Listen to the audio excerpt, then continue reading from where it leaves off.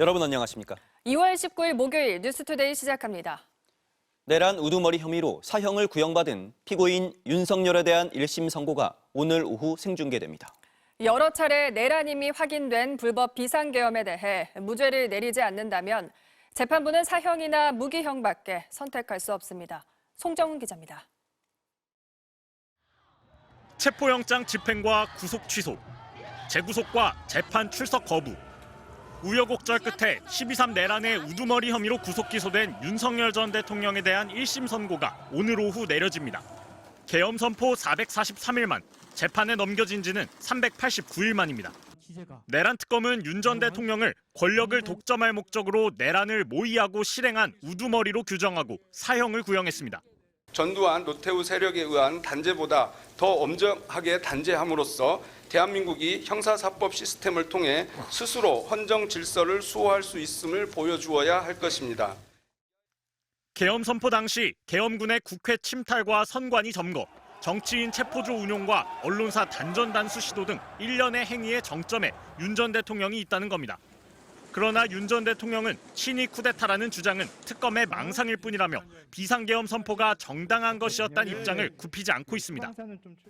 개헌을 해가지고 장기 독재를 한다고요? 그거 정말 좀 미리 알려주시지 그랬습니까? 어떻게 하는지 좀 배워보게. 양측 주장에 대한 1심 선고는 오늘 오후 3시 서울중앙지법 417호에서 시작됩니다. 피고인은 우두머리 윤 전 대통령과 김용현 전 국방부 장관, 노상원 전 정보사령관, 조지호 전 경찰청장 등 중요 임무 종사 혐의자까지 모두 8명. 선고문을 읽는 데만도 상당한 시간이 걸릴 것으로 예상되는데 지기현 재판장이 개별 혐의에 대한 판단과 양형 이유, 각 피고인에 대한 주문을 낭독하는 장면은 모두 실시간으로 중계됩니다. MBC 뉴스 송정훈입니다. 윤석열 정부 당시 평양 무인기 침투와 관련해 우리 정부가 북한 측에 유감 입장을 표명했습니다. 9.19 남북 군사 합의 복원도 선제적으로 추진할 계획입니다. 양소연 기자입니다. 12.3 내란 약 2달 전인 2024년 10월, 북한은 한국 무인기가 평양에 침투해 대북 전단을 살포했다며 중대한 정치군사적 도발이라고 주장했습니다. 반드시 대가를 치러야 할 엄중한 군사적 공격 행위이다. 내란 특검은 당시 우리 군 무인기 18대가 북한에 들어갔다며 계엄 선포 명분을 만들기 위해 국가 비상 상황을 조성하려 한 혐의로 윤석열 전 대통령을 재판에 넘겼습니다.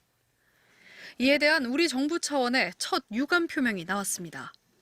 정동영 통일부 장관은 어제 지난 정권의 무모한 군사적 행위였다며 북측에 유감을 표시했습니다.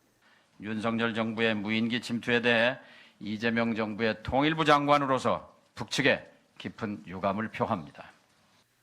올해 초까지 이뤄진 민간의 북한 무인기 침투 사건도 언급했는데 민간인 3명이 북한으로 무인기를 날린 건 알려진 것보다 많은 4차례라며 이에 대해서도 공식적인 유감을 표했습니다. 또 향후 재발 방지를 위해 법을 개정해 비행 제한 공역 미승인 무인기 비행 처벌을 강화하고 군사적 긴장 고조 행위를 금하겠다고 밝혔습니다. 북한 김여정 노동당 부부장이 재발 방지 조치를 강구하라고 요구한 지 닷새 만에 나온 조치입니다. 북한의 대내외 정책 노선이 정해지는 노동당 제9차 대회를 앞두고 북한과 대화를 재개하고 북미 정상회담을 앞당기기 위한 포석으로 풀이됩니다. 정 장관은 이와 함께 9.19 남북 군사 합의 복원도 추진하겠다며 관계부처 간 충분히 협의했다고 밝혔습니다. 9.19 군사 합의는 지난 정부에서 양측의 갈등으로 효력이 정지됐으며 이재명 대통령은 취임 이후 줄곧 복원 의지를 밝혀왔습니다. 이에 대해 국방부는 유관부처 및 미국과 협의 중이라고 밝혔고 청와대 관계자는 설 연휴 전 관련 부처 장관들과 논의됐다며 한반도 평화에 대한 기조는 확실하다고 말했습니다. MBC 뉴스 양소연입니다. 설 연휴 동안 이재명 대통령은 SNS에 부동산 문제에 대한 글을 5차례 올렸는데요. 다주택자에 대한 혜택을 축소하겠다는 이 대통령을 두고 국민의힘 장동혁 대표는 다주택자를 사회 악 취급한다며 반발하기도 했습니다. 이 대통령은 나쁜 제도를 만든 정치인이 사회 악이라고 지적했습니다. 홍시정 기자입니다. 사회악은 다주택자들이 아니라 다주택이 돈이 되게 만든 정치인들. 어제 새벽 이재명 대통령이 SNS에 올린 글의 제목입니다. 최근 다주택자들을 압박해온 이 대통령은 다주택이 다 문제는 아니라면서 부모님 사시는 시골집, 소멸 위험 지역의 세컨하우스 같은 건 문제 삼지 않고 정부도 팔라고 할 생각 없다고 밝혔습니다.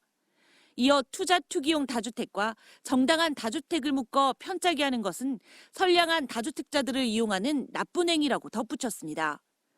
주택 6채를 보유한 국민의힘 장동혁 대표가 이 대통령에 대해 다주택자를 무조건 사회악으로 규정한다.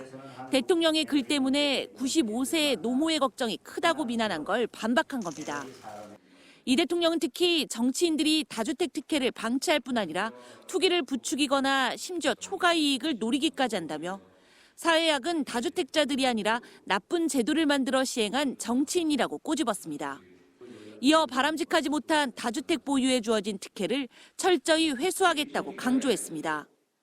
뭐 100년이고 1000년이고 또 중과도 안 하고 그럼 그때 샀던 사람은 300채, 500채 바꿔준 사람도 많던데 그거는 양도세 중과 없이 뭐 한 20년 후에 팔아도 되고 뭐 이렇게 되잖아요. 네, 그렇게 현재는 그건 좀 문제가 있죠. 국민의힘은 대통령이 선악구도를 만들고 국민을 갈라세우고 있다며 부동산 SNS 정치를 중단하라고 비판했지만 더불어민주당은 장 대표에게 6채 주택을 어떻게 할지 답하라고 맞대응했습니다.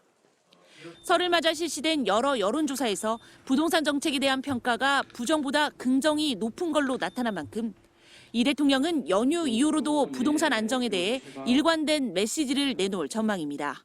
MBC 뉴스 홍신영입니다.